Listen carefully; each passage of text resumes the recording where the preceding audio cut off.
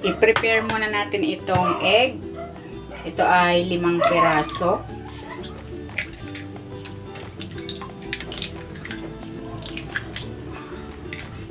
Batihin muna natin.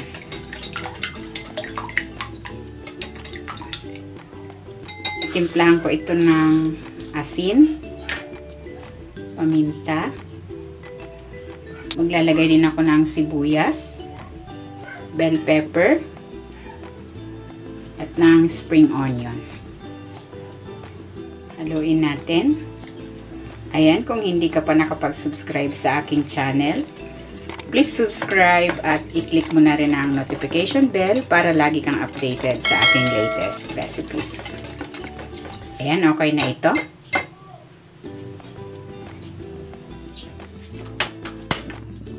Lalagay ako ng cooking oil. Maglalagay na ako ng egg. Hindi ko pa ito lalahatin, paunti-unti lang lagay natin.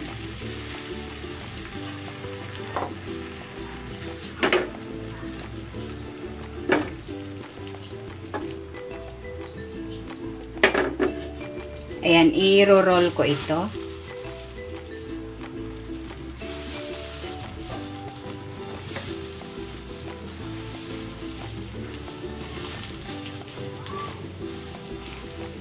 Then, maglalagay uli ako ng egg mixture.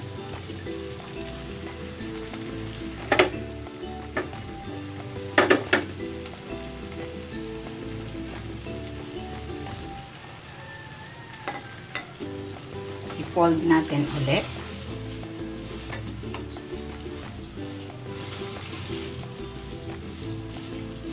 Magdagdag tayo ng konting cooking oil. And then, maglalagay uli ako ng mixture.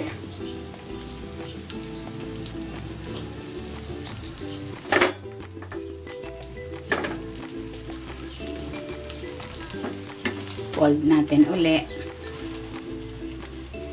Ilagay na natin itong natitira pa nating mixture.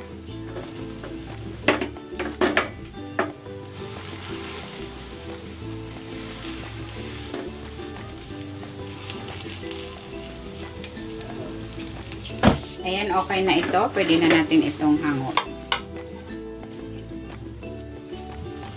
Hiwain na natin.